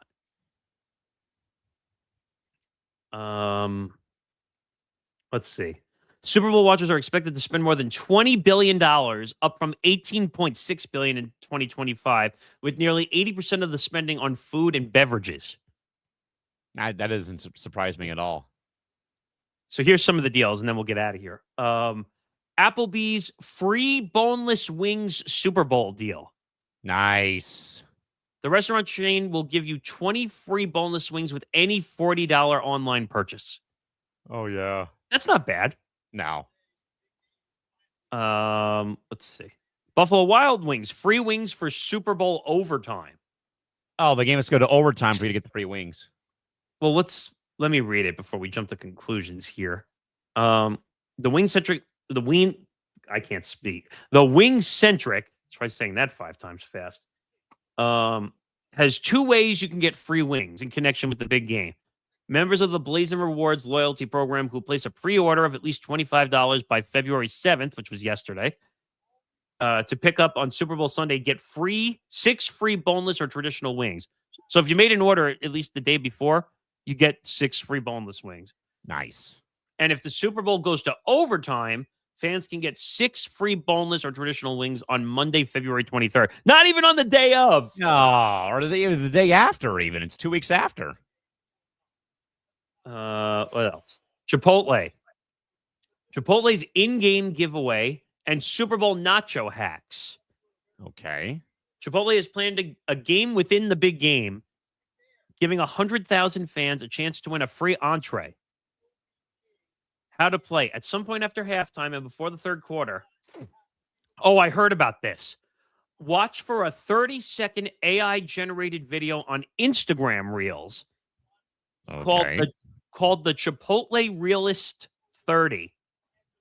It will include a text-to-claim code, and the first 100,000 people who text the code to 888-222 win a free entree. Nice. That sounds like something you would do. Like you're going to be looking out for it. I know. I literally had Chipotle a couple nights ago after I got home from work, and it was amazing. Let's see. Oh, God. Denny's. Who's going I to love Denny's for the Super Bowl? The America's Diner is always open. The diner destination has a 20-piece boneless wings party pack. You can mix and match as plain or with either barbecue or buffalo sauce. All right, that's really not much. Nah. I don't give two shits about Subway. 7-Eleven Super Bowl deals on pizza, wings, and beer. That last part has my attention. Members of the 7 Rewards and Speedway's Speedy Rewards loyalty programs can get a second whole pizza for $3. Okay. Ain't selling it pizzas. Whatever. It's not great. It's not great. It's cardboard. Starbucks free coffee deal on day after Super Bowl. Again, after. Well, I mean, I think tomorrow makes sense, though. It's the day after the hangover you get from the game. I get it. Oh, Carl's Jr. Hardee's. Carl's Jr. and Hardee's, yes. Members of the Carl's Jr. My Rewards loyalty program can get a free hangover breakfast burger on Monday, February 9th. You know what's hysterical? I actually got a notification about that on my app from Carl's Jr. Did you? Because SDFC has a deal. If they win a home game, you get a free burger the following day after the game's over. Huh. Here's some other ones. Albertsons. That's a supermarket, though, isn't it? Grocery store, yes. Let's see. It can help with flash delivery service. You can pick up as soon as 30 minutes after ordering. That's good. All right. Aldi and Uber Eats. Through February, Uber Eats has that commercial, I think, with Matthew McConaughey. Through February 8th, which is today. Get 30% off your Uber Eats order of $60 or more on Aldi snacks, dips, and appetizers. Okay. Oh, one of my favorite places, Anthony's Coal Fire Pizza and Wings.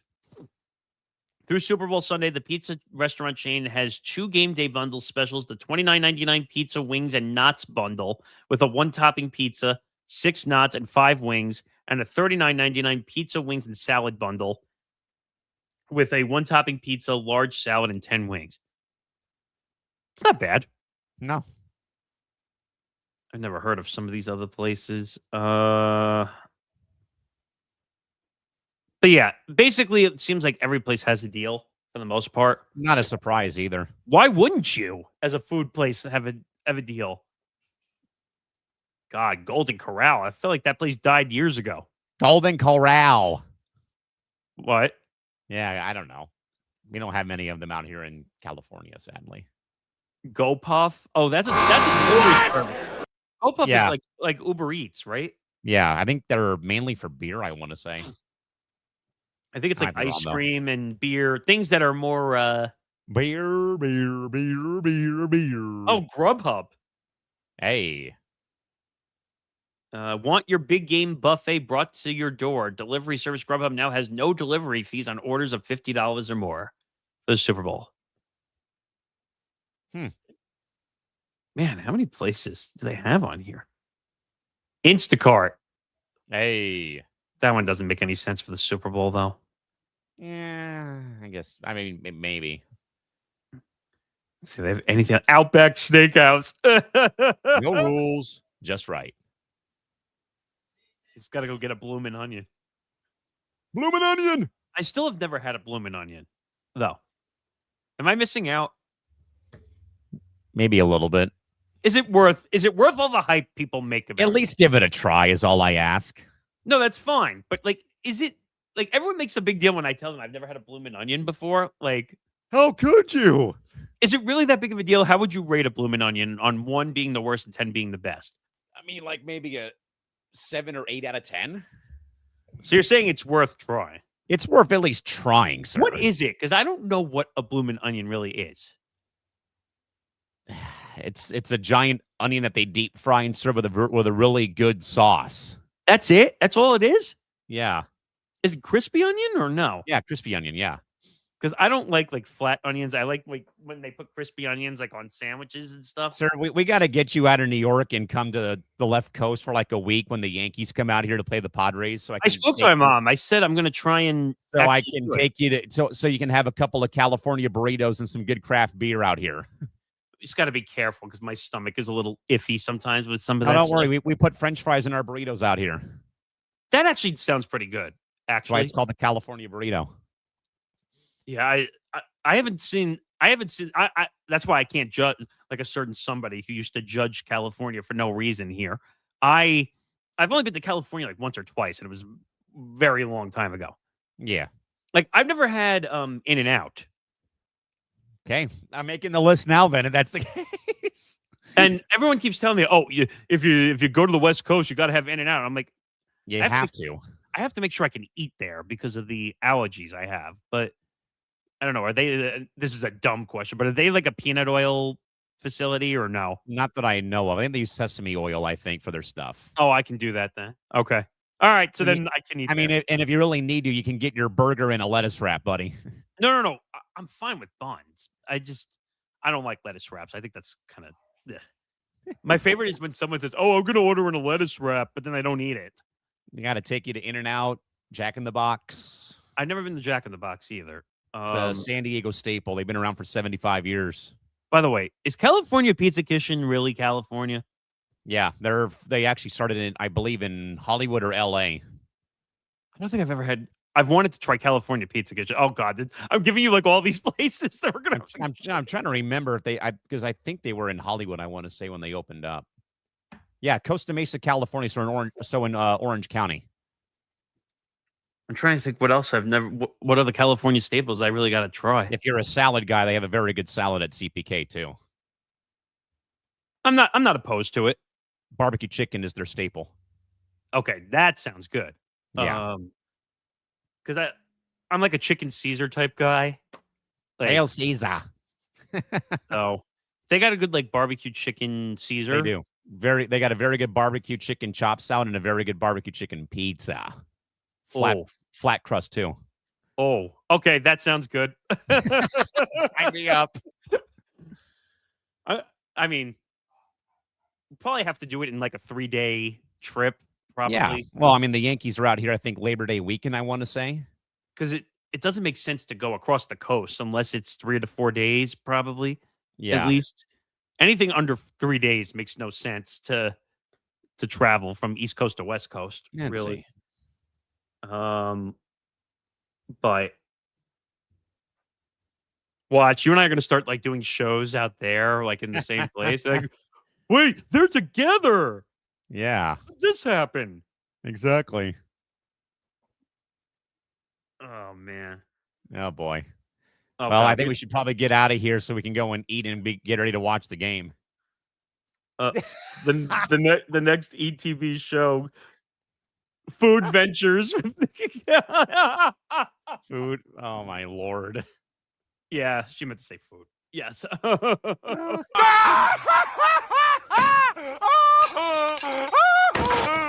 Hey, Christy, that. All right, now you got to add that to the benchmarks list. Food, No. Sports and food. Sports and food. That that one. By the way, I applaud Front Office Sports for having a account called Stadium Eats on Instagram that I follow very closely. Yes, that's. And of course, what happens when I go back over to Twitter on our network account? Now I'm getting all food things popping up on the stop feed. listening to us, you idiots. Speaking of Stadium Eats, lo and behold, Instagram and Facebook and Twitter stalk us. They listen.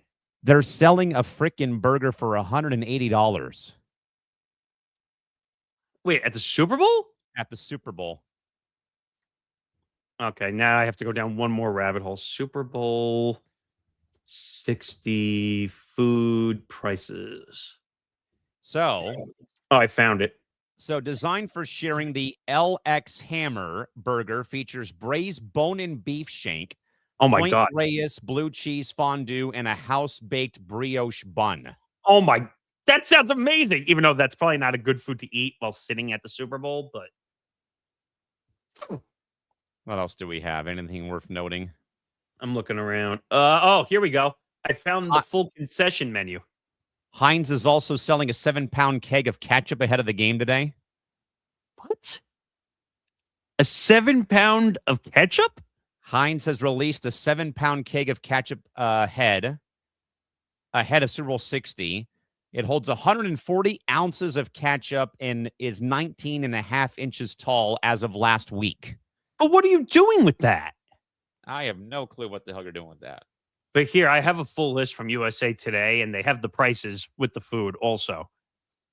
Chinatown dog, $20. Ooh. LX Burger, which you said 180, which has a Mirapox demi glace, which was, I don't know if you said that, but, and then, like you said, blue cheese fondue on brioche. Is it bulgogi? Is that how you say that? I believe so, yeah. Bulgogi cheesesteak? Yep. $18. Regular hot dog, $10. That's expensive for a hot dog. Languisha sausage, bacon cheddar bratwurst, and hot link for $15. Hot links. Gilroy garlic steak fries.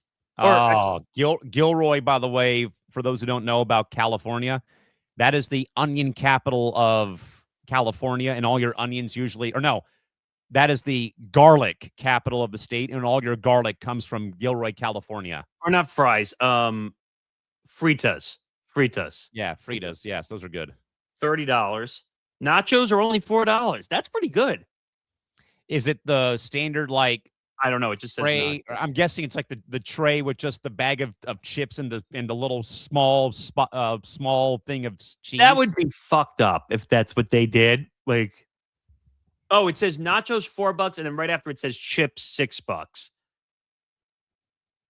Spicy pork noodles, I guess for the international crowd. Well, there's a huge Asian population in Northern California, which makes sense. Especially huge. At Oracle, right? For the Giants. Yeah, they sell really good noodles at Oracle Park. But they have like a Japanese menu, I think, at that park, don't they? I think they're all over. Japanese, Chinese, Korean, you name it. It's all there. That's why I think they get rated like the best when it comes to international food. They're one of the best, yeah. Chicken tenders and fries, $18. Chicken tendies and fries, can't go wrong. Pretzel sticks, $10. And then they have a charcuterie board. Whatever that is. Doesn't say what's on it, though. Oh, well, cheese and meat, maybe a glass of Pinot. Okay, now the list that comes, the drinks. Oh, boy. Premium canned beer. How much? $20. I'll give it to you. $19. Yeah. Wine by the glass and then by the bottle. There's two prices. Okay, by the glass, it's probably, I'd say, like 30, and then by the bottle, I'll say 150. Lower. 20 and 50. All right, I'll give you the glass one because that's $17. Oh, now, wow. Now, what's the bottle?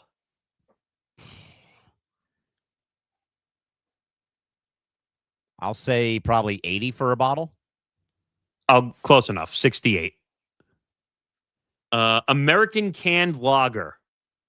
So Budweiser, Coors. It doesn't say brand. It just I know. says I'm just canned trying lager. to, think. Miller Lite. You would know better than me. To me, this seems pricey, but maybe you know better than me. I'll still say 20. No, a little lower. 17. $17.50. 17's about average, I'd say, for that. Because to me, that seems pricey because maybe I just don't drink when I go out to games. But And it's probably a 25-ounce tall boy, too, so that would probably make sense. canned cocktails. Ugh. So Cutwater, probably $16.50. Close enough. $17.50. Halftime show. Oh, God. Halftime show margaritas. So they have a single and a double. Ooh, I'll go single is going to be... This is expensive. 15 and 20. Close. It's closer, a little over 20. 20 and 25. Okay, so the single is 23. Ooh. The double is 36. Double. It almost makes sense to buy the double at that point because you're only paying $13 more. Yeah. Mixed cocktails, single and double. Oh, jeez. I'm going to spare you. It's the same prices. Okay. They're both 23 and 36. Aquafina. Water. Bottle. $15.50. No, lower. I'll go 8.75. I'll give that one to you. $8. Oh, and then they say how the items are prepared. Let's see. Some of the items include Silicon Valley Grande Nachos, the Chinatown Dog, and the Super Shucker Hog Island Oyster Sampler. That didn't surprise me for the Bay Area. But that's the food and drinks. I don't know what performance this is right now that they're doing on the field. About 40 minutes. We're about 40 minutes away from kickoff.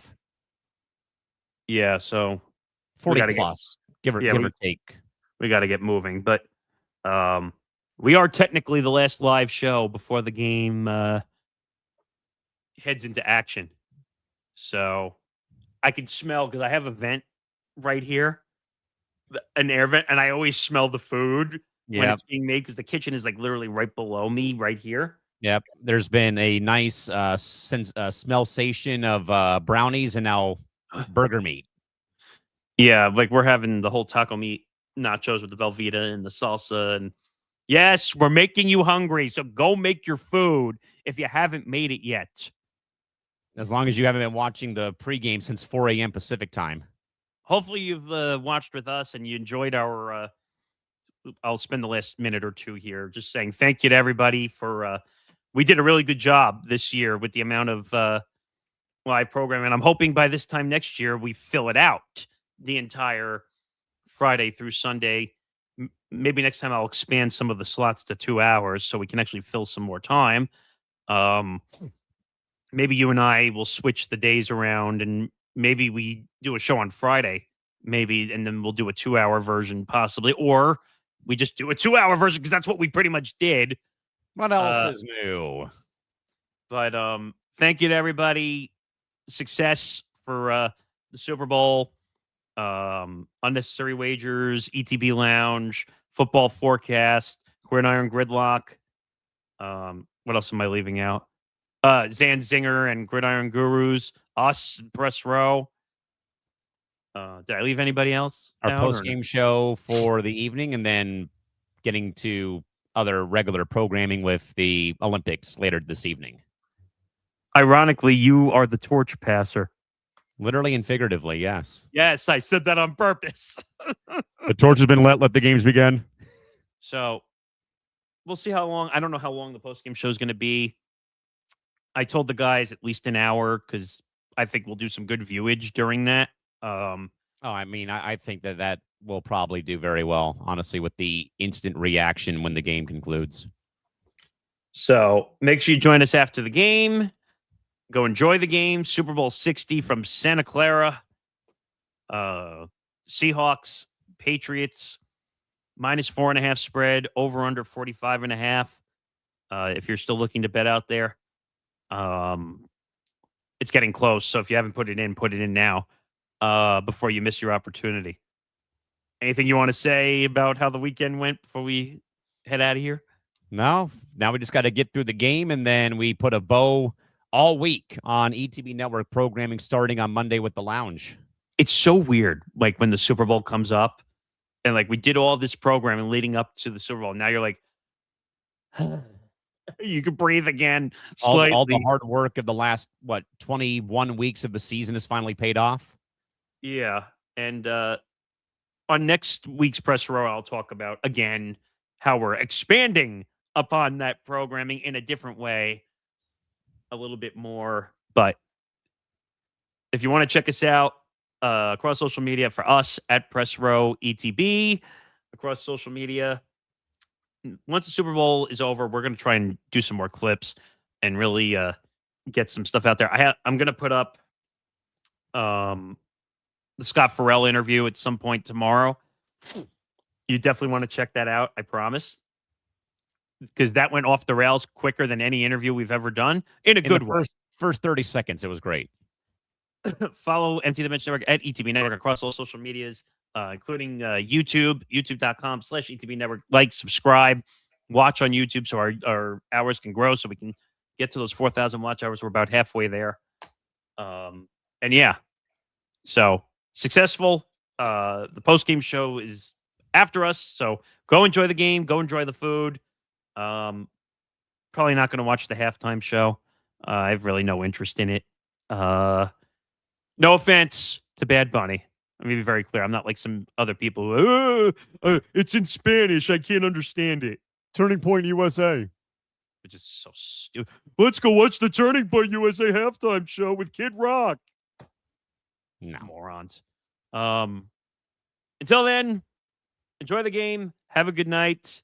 And I'll see you with Tom and Ben after the game. You'll see Callan way later at 1:30 a.m. Eastern time for a recap of the Olympics, including the Lindsey Vonn injury, which is kind of put a little downer-ish on the Olympics. A bit of a downer to a day, though, but seeing 2 USA gold medals today in figure skating and in downhill skiing. Yeah, so that's it. We look forward to doing this again next year, hopefully with some more coverage, but enjoy the game, and we'll see you on Wednesday for the full version of Press Row. Have a good night, everybody. We'll see you then. Take it easy. Bye-bye.